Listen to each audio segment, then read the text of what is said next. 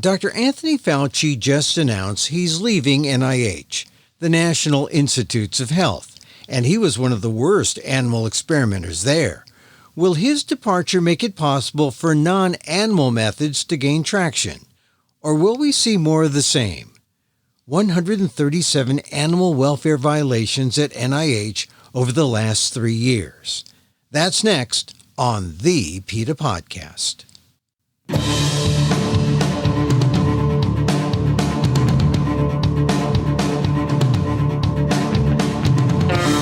Welcome to the PETA Podcast.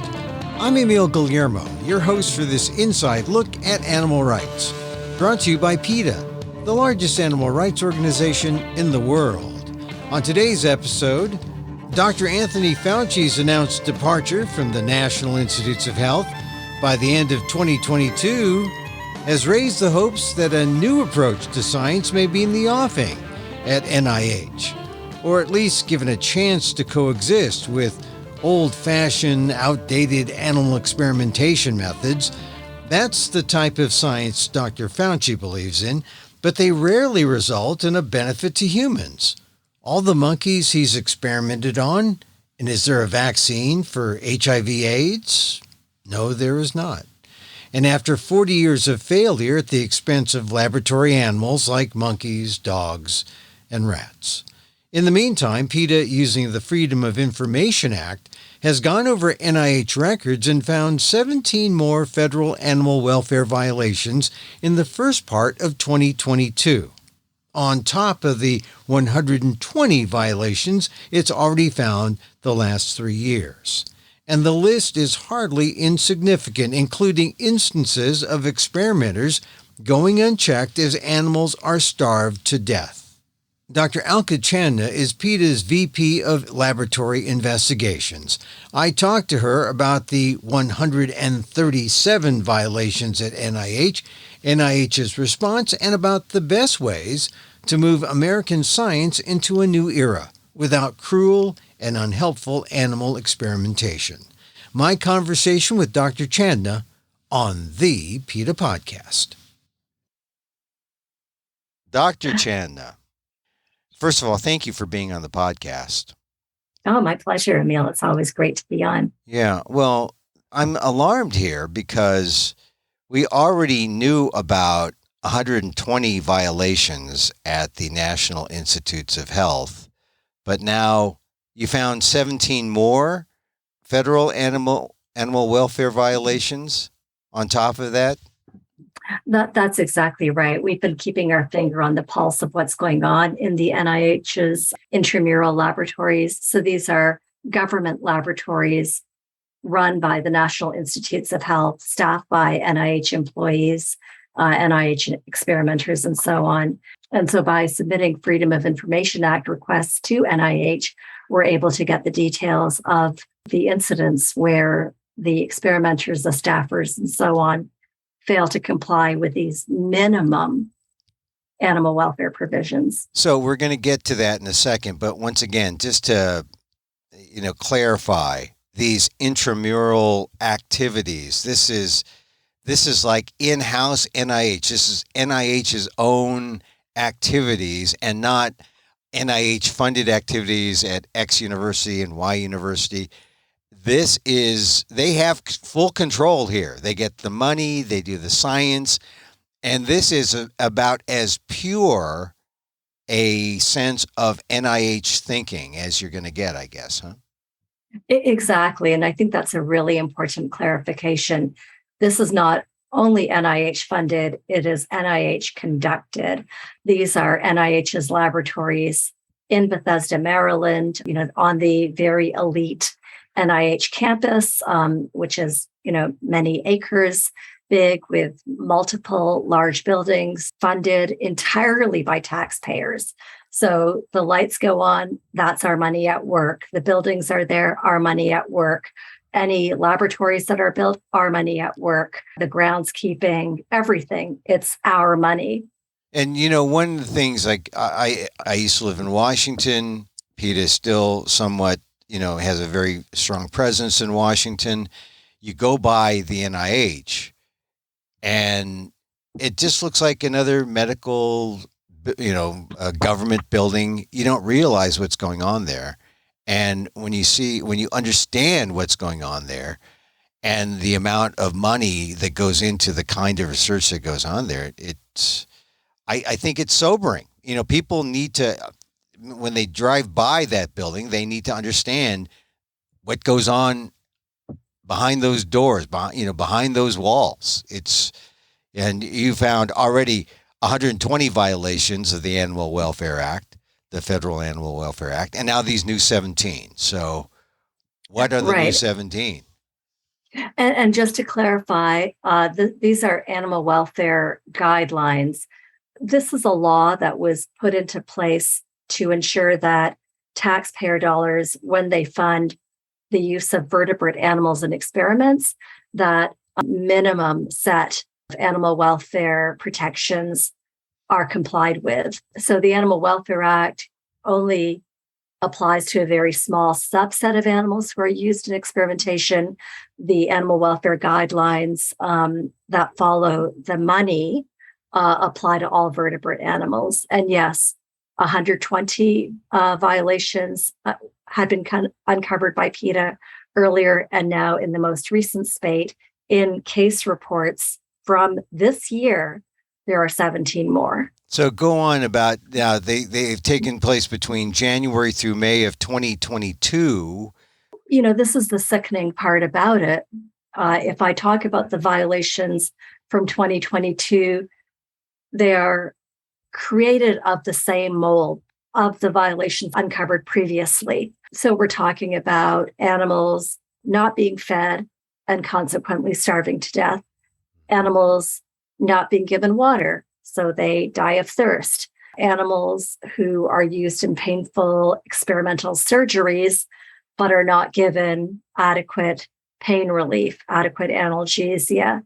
We're looking at lead experimenters. So these are the people who are, on the tippy top of the hierarchy at NIH, the people who are very well paid, have PhDs, occupy these elite roles. They have a protocol, an experimental protocol. That means that they write out what they're going to do to the animals in their experiments, and that has to be approved by an oversight body. But these experimenters decide, oh no, I'm going to do it my way. And so we call them rogue experimenters who are deviating from the script, doing things the way they want to do them, not having gotten them approved. And that means that animal well-being is jeopardized. And in fact, that's what's going on.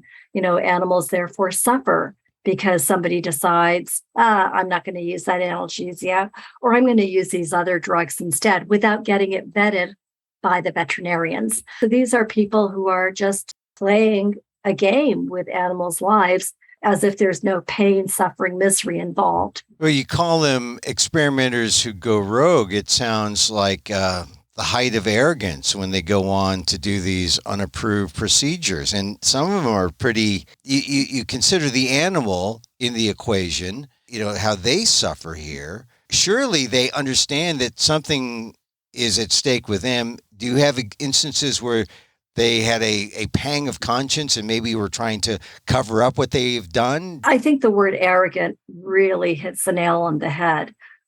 There was one experimenter who was carrying out experimental surgeries. He hadn't been approved to carry out these experimental surgeries. And in fact, he continued to do it. And when he was questioned about it, he obfuscated, and we can really use the word lied. He lied about it. He tried to cover up what he was doing because he knew that what he was doing was not right.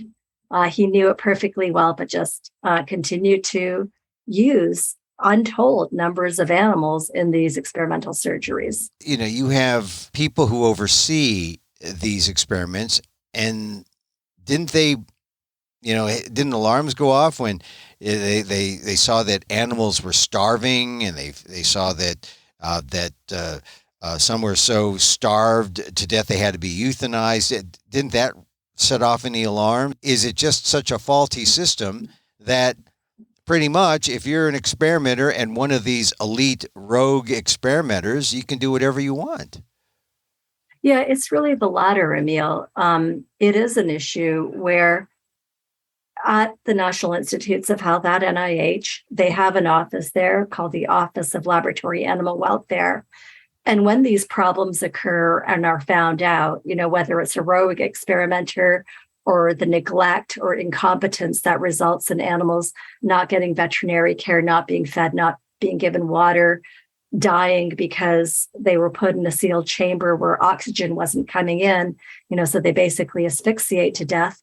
When you have all of these incidents taking place, what happens is that the institute within NIH is required to write to OLA, self-report, that's what they call it, self-report the incident. So OLA is supposed to be overseeing all of this. And, and then OLA will say, well, what are you doing to make sure that it's not going to happen again?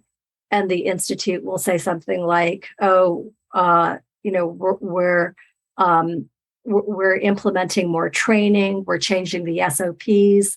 We're going to have new signage, to remind people to put water there for the animals, any number of things of that sort. What happens is, the Institute says, okay, yes, this is what we're doing. And OLA says, okay, that's great. Thank you for your concern for animal welfare. And that's the end of it. Well, so it's only the guise of concern, and it doesn't stop anything from happening again, because you said that a lot of the 17 new federal animal welfare violations that you found happening this year from January to May 2022 seems to have come out of the same sort of things that made up the 120 violations you'd previously uncovered. That's precisely right. And, this is the window of time that PETA has been looking at this issue. So we're talking about reports that start in February of 2018, go to May of 2022. So that's a good long period. And we're seeing the same thing repeated over and over and over again. The issue is that OLA has this very blindered view. They see one case report, so one incident where, let's say a whole room of mice were not fed.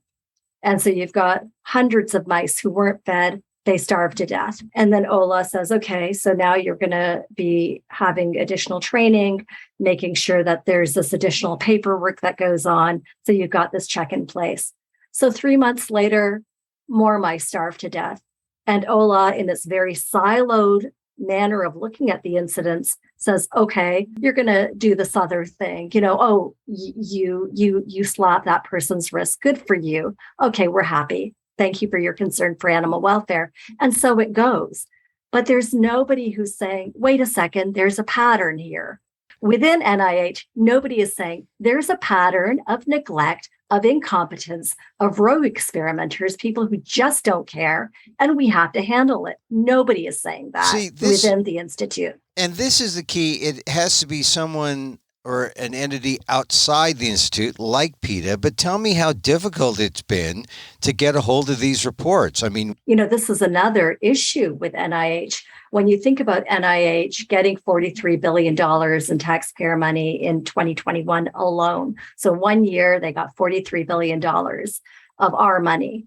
So you have an institute an agency that is getting a lot of taxpayer dollars. There are a lot of PhDs over there, people who think they're extremely smart, people who think that they're going to somehow save humanity. And so they decide that whatever they do, there's justification for their doing it. Meanwhile, there's no transparency.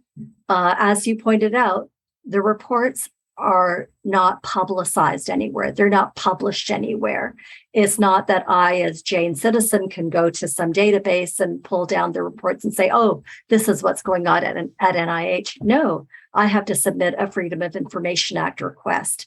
Sometimes they make you pay for the documents. So there's a monetary element as well. not everybody can afford to pay for these documents or, be inclined to part with money to get documents that should be public. This information is shielded. The majority of people don't even know that these documents exist.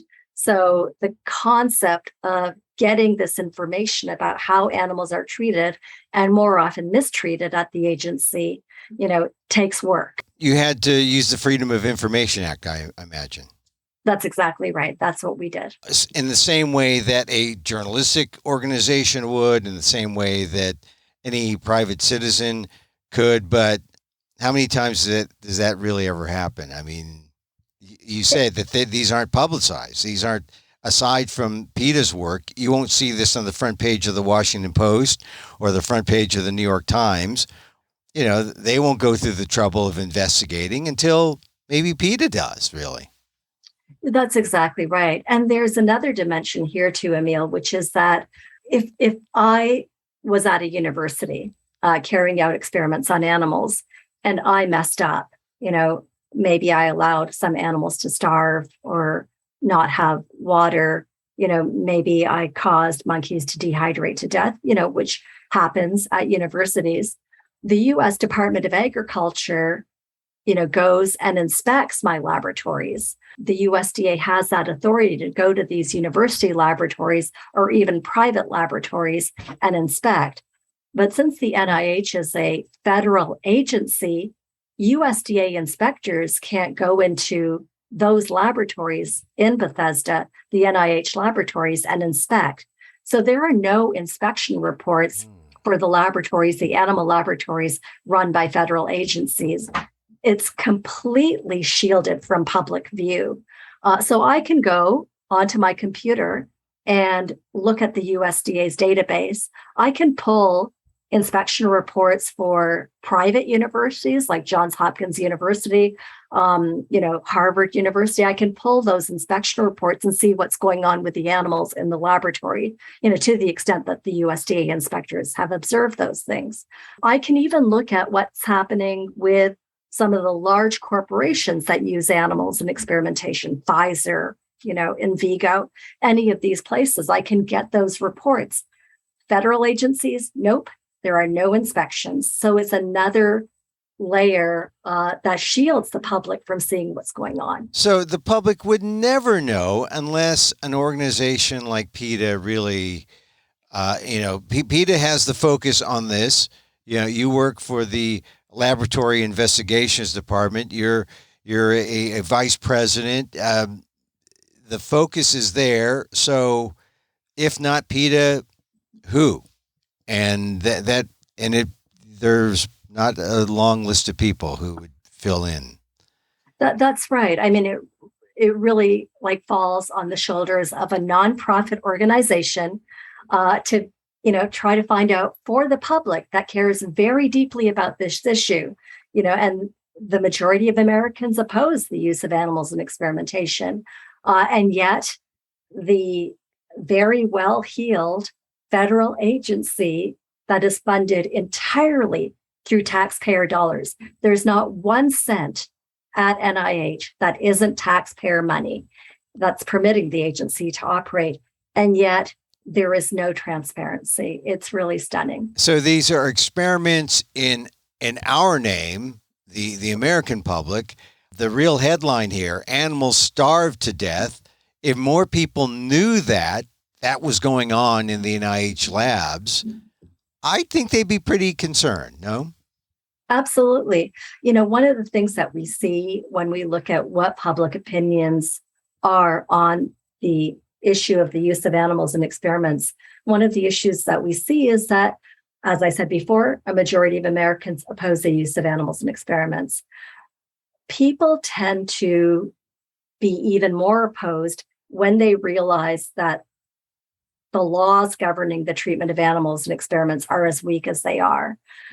When people realize that the mythology, that there are stringent regulations, stringent guidelines in place, and very muscular oversight, when people realize that all of that is really window dressing that's being used in front of laboratories, opposition to animal experimentation really plummets. because people want, at the very least, this is the expectation, not just in the US, but really around the world. The expectation is that if we are going to permit people to use animals in experiments, at the very least, there have to be some protections for the animals. And the point is that there are loopholes in the regulations, there are loopholes in the guidelines, and experimenters are violating the minimum provisions that exist all the time. And so to be able to expose that is really important, because it helps the public have an informed opinion on animal experimentation. You can have a laboratory saying, well, we're running, the Ritz-Carlton over here for animals. And that's just not true. And so it's up to a group like PETA, and other animal protection organizations and activists to basically pull back the curtain and say, no, this is what it looks like. But the experimenters would lie about it. They would say it's the Ritz-Carlton. That's the thing. And no one says boo, because as you pointed out, these are very smart, intelligent people, think they're doing something for mankind. They're on this holy grail search for some kind of cure. And this is the other thing that is true about animal experimentation. It rarely leads to any kind of benefit to humans. Precisely. There was a paper in the British Medical Journal in 2014, and they pointed out that the animal experimentation establishment has convinced the public that what animal experimenters are doing is advancing human health. But if you actually look at the data, you realize that that is simply not true. That the failure rate, for example, 95% of pharmaceutical drugs that are tested in animals and found to be safe and effective are then found to be either unsafe or ineffective in human beings, a 95% failure rate. And we also know, this is again, the science that has been done looking at this issue, determining that more than 90% of highly promising discoveries in basic research, most of which is research on animals, actually translates to anything for human beings, a treatment, a cure, or anything like that. This is again, another mythology that using animals will somehow help human beings advance science or what have you. It's simply not true. It's a bill of goods that's been sold to us. We're paying for that. And, basically patients are being shortchanged for the investment that we're making in the enterprise. So PETA finds these new violations, 17 new animal welfare violations. Animals starved to death. This is on top of the 120 that you've already uncovered. You're trying to go to the media. You're trying to shout from the rooftops, but you also officially write a letter to one Dr. Nina Shore, who's the acting deputy director for intramural research at the NIH, which is intramural research. That's what we're talking about, the research that they do there. And what did you call on her to do, and what has been her response to the letter? We pointed out that these issues keep on recurring, that there seems to be a systemic problem. It's been a chronic problem, and that it's not good enough to simply have OLA looking at each incident in its very siloed way, agreeing that the increased training, new SOPs or what have you is sufficient, and then moving on. We said somebody needs to step back, look at this thing in its entirety, recognize that there's a pattern here, and then address that. So, basically we said, what's been going on isn't working. You still have the problem. It's chronic. It's been ongoing for years and years. Certainly the nearly 5 years that PETA's been looking at this issue, and surely well before then. So we sent that letter to Dr. Nina Shore. Later that night, I got a response from the person who is the director of the Office of Extramural Research at NIH. Extramural, that is outside? Yes, that's the person who's looking at the universities and the private Right. laboratories and so on.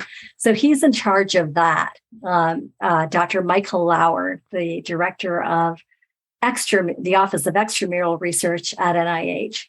And so, and what he said, not to be cruel, but I often think when I receive responses like this, did you fail reading comprehension when you were a kid? Because he said, well, these sorts of problems, you go to OLA.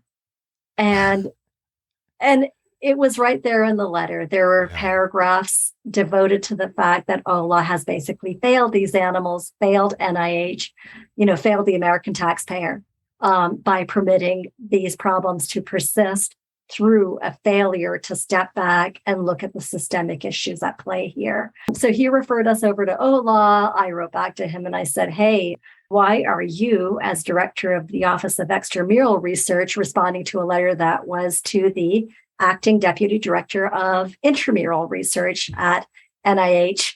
Not surprisingly, haven't heard back yet. And it's been 5 days. Well, so this is really just another bureaucratic, let's just dash off this letter and just, we'll just like take these activists off the trail. They know nothing and they have no answer. And you still are waiting for an answer. What have they done anything since the 120 violations that you uncovered for them the first time? I know that some of these new 17 violations are on top of the 120, but have they done anything or said anything about the previous instances that you've pointed out? No, I think it speaks further to the fact that NIH is extremely arrogant. They feel that they're not answerable to anyone. They hide behind the shield with the lack of transparency, the lack of inspections.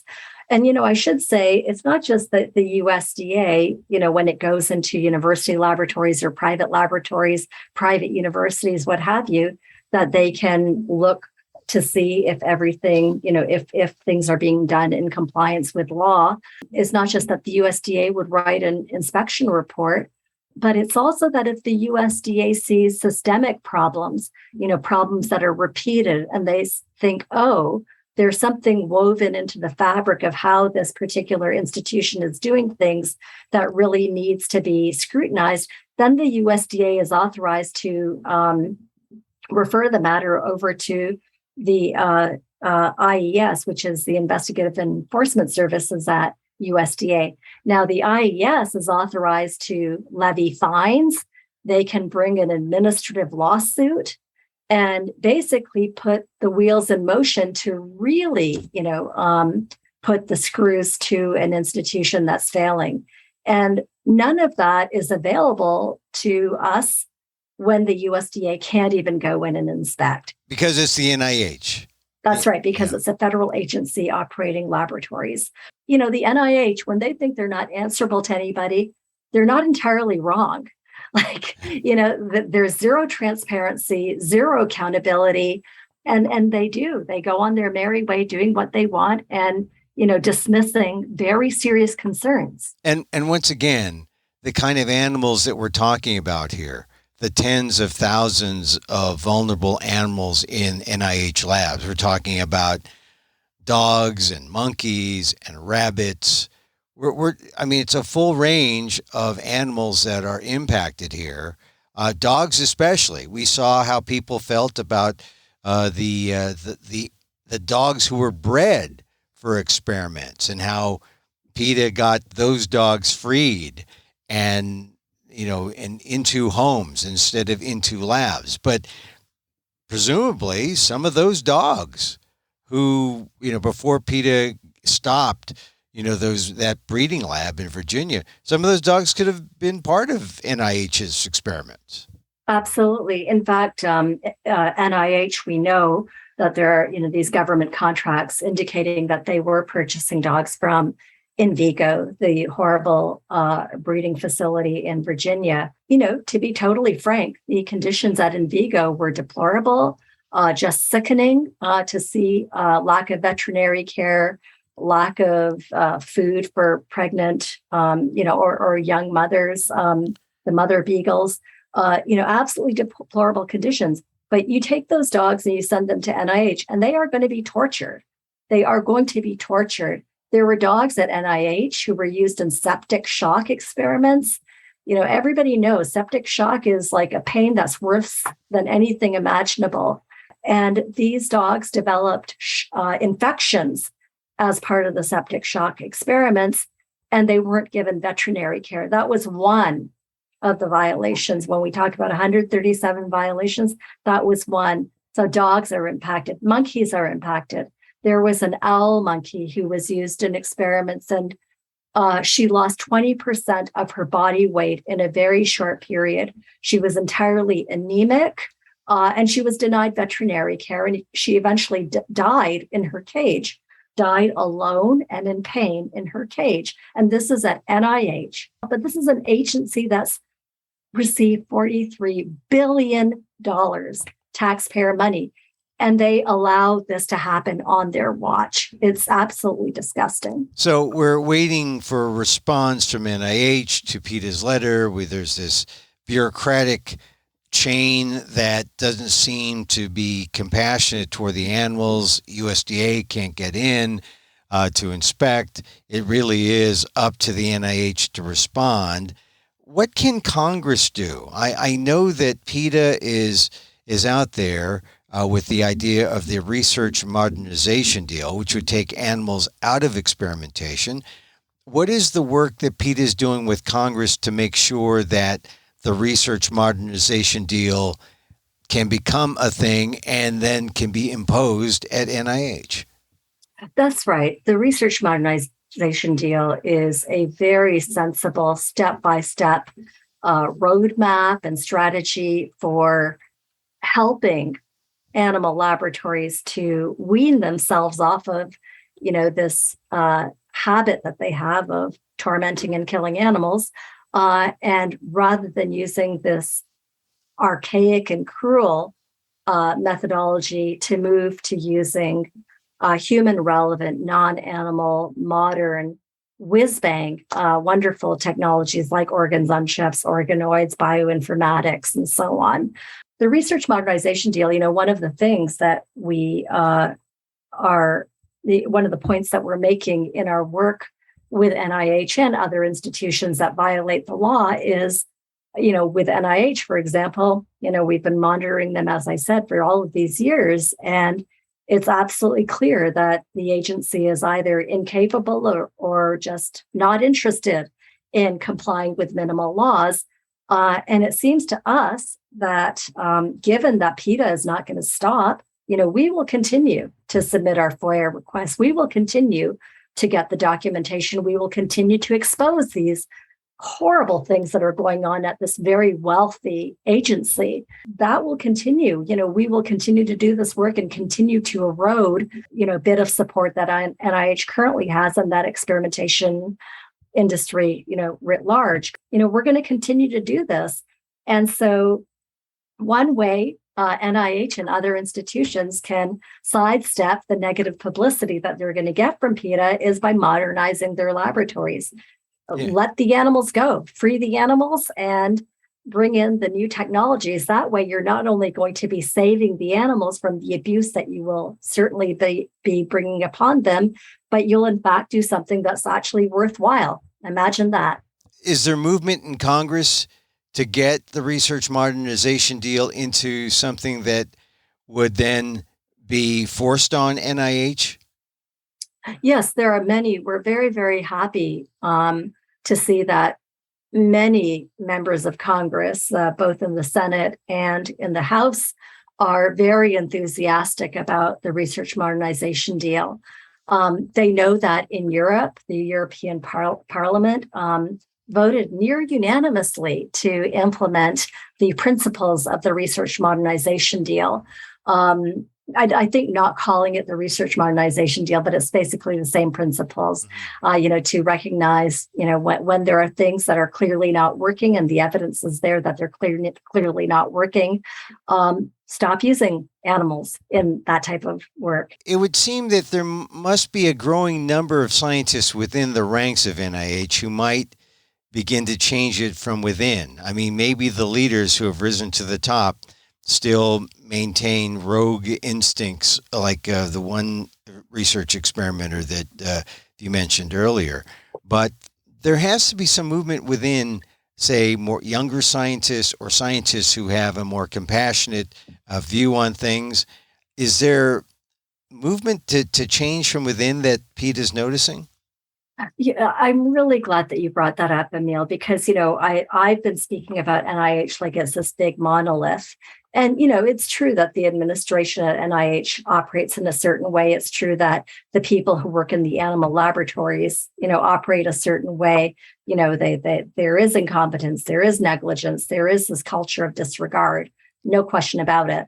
But there are also people at NIH who do brilliant work. There are people who are developing organoids, people who are developing organs on ships and using these methodologies, using these, really incredible imaging techniques to understand neuroscience, human neuroscience, not monkey neuroscience.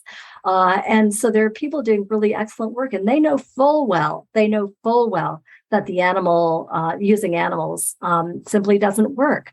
And so there are people who are really annoyed and frustrated that so much money is going into using cruel and archaic animal experiments, and they would like to see a change. There are people who are working with PETA, from NIH, who would like to see a change. And their big concern is that with the great reliance on animal experiments, that the U.S. is going to be left behind, on the world stage when it comes to scientific development. Yeah, it's almost like seeing the shift from, from analog to digital, right? The idea that, as a writer, right, people insist on using their typewriter when, people have already gone into word processors and are writing more. And, science has to go through the same kind of transformation, and maybe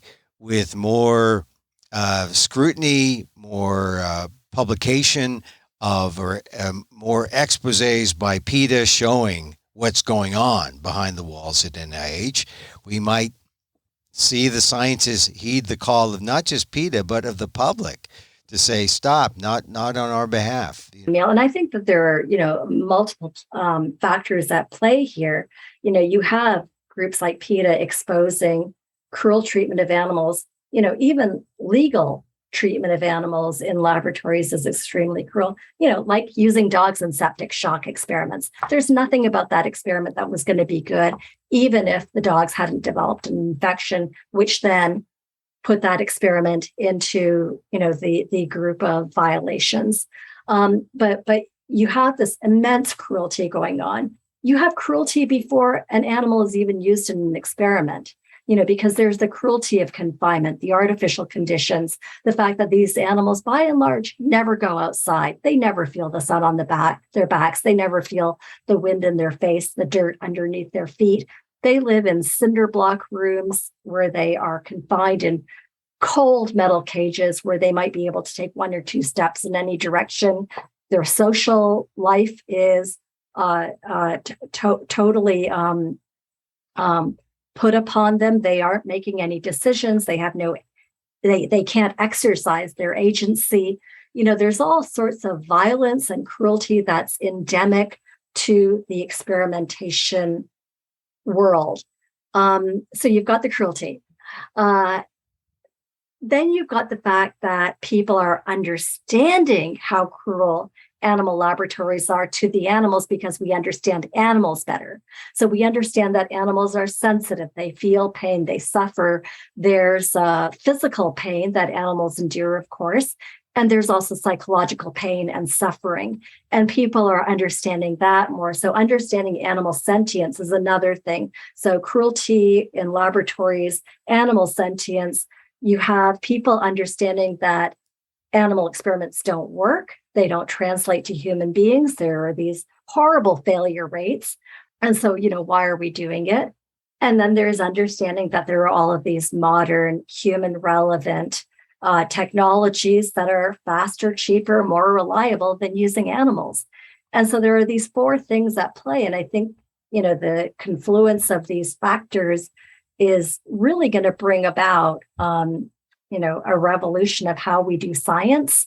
And, it's going to come from the public. It's going to come from other scientists. And I think we're going to see a real change. You painted the picture. The arc of justice is bending, but we got to bend a little more. We're jumping up and down on that arc. Yeah. Alka, thank you very much for being with us again on the PETA Podcast. Always a pleasure to see you, Emil. Thanks, Alka. Thank you.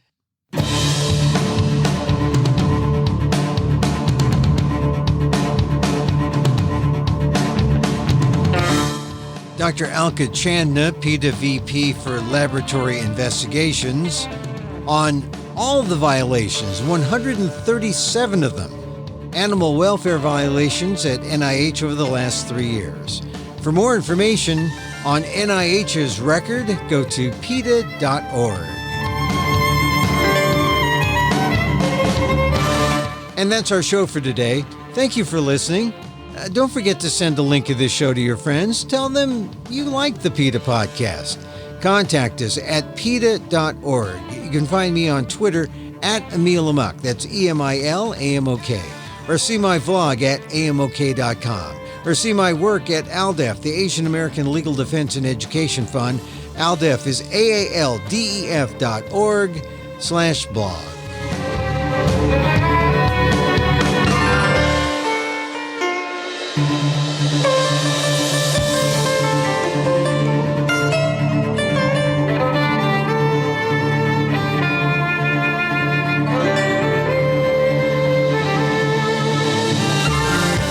Once again, thank you for listening. Check out all our episodes on your favorite podcast app or on Apple Podcasts, where you can subscribe to as well as rate and review the show. It helps get the word out about the issues you care about. Our music is provided by Carbonworks. Check them out on YouTube. And join us again next time for more insight into animal rights and the fight for a cruelty-free world on the PETA Podcast. I'm Emil Guillermo.